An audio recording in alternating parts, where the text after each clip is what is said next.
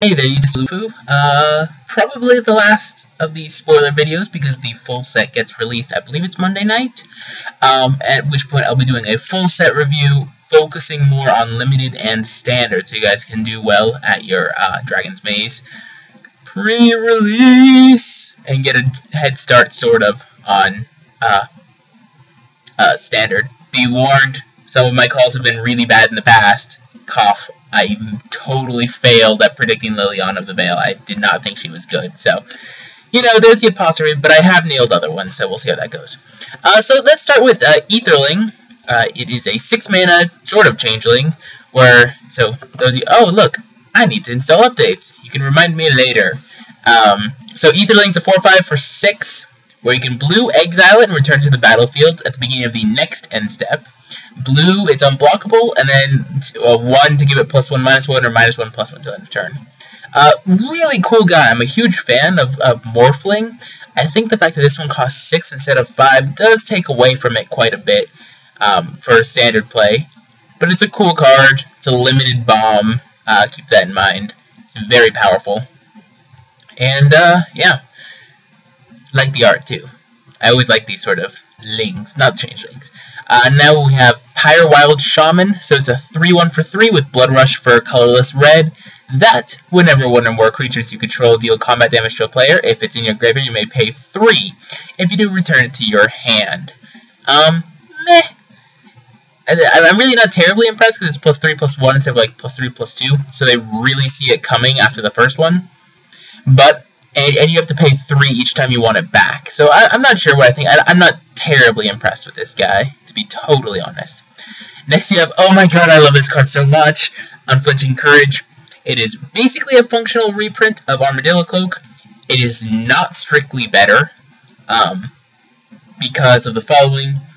So Armadillo Cloak, for those of you that don't know, was a very old card that's colorless green-white, enchant creature, enchanted creature, it's +2/+2, has trample, and whenever it deals combat damage, you gain that much life. Now, there were pros and cons to that. The pro of Unflinching Courage to Armadillo Cloak is the fact that it gives lifelink, so that means that the trigger does not put on the stack.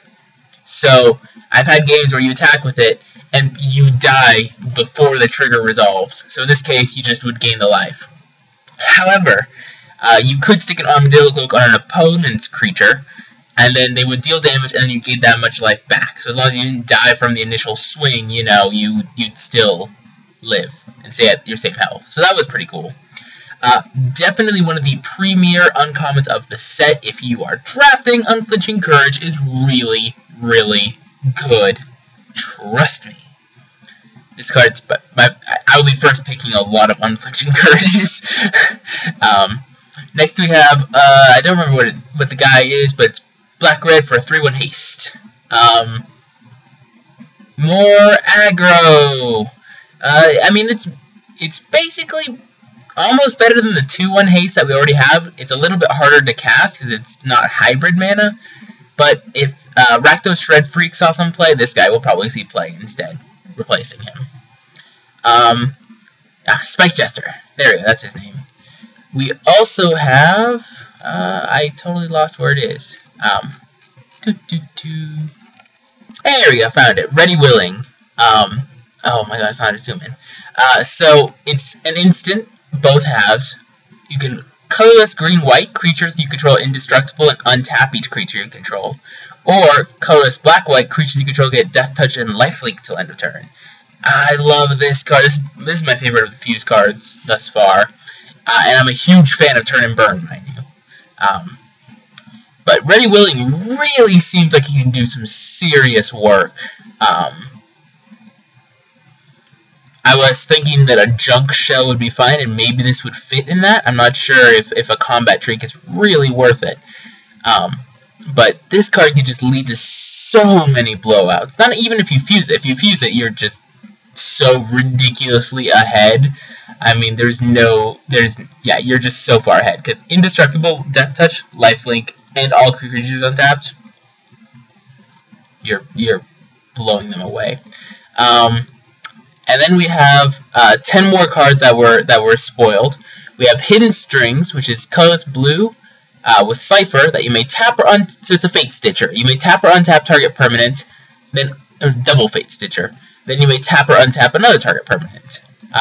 So I think this is okay. I mean, we had Hands of Binding, which was tap target creature.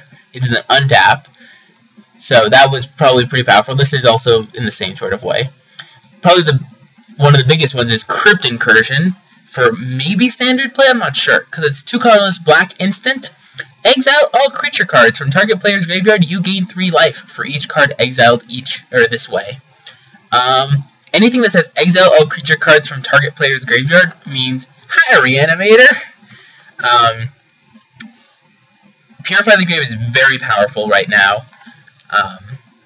but it also has more diversity because it can hit like Snapcaster targets.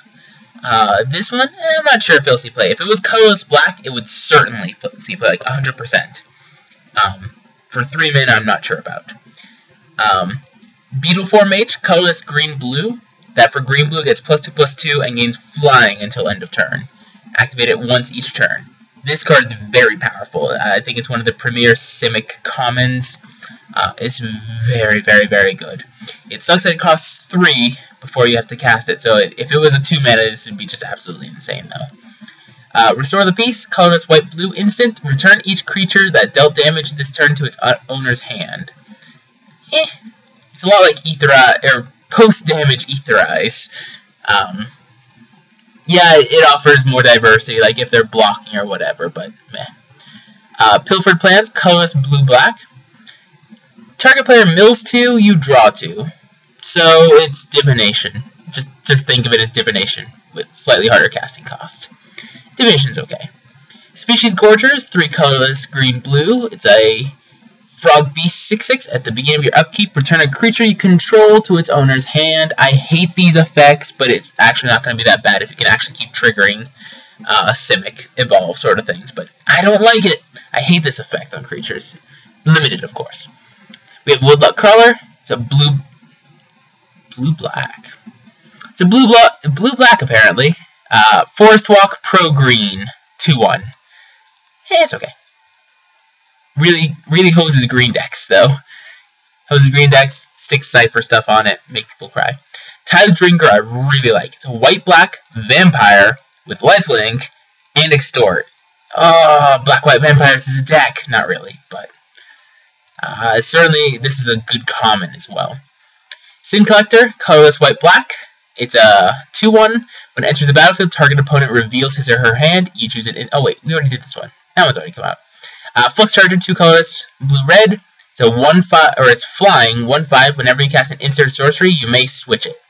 So 5/1 flyer, maybe. Meh. Okay, so that's it.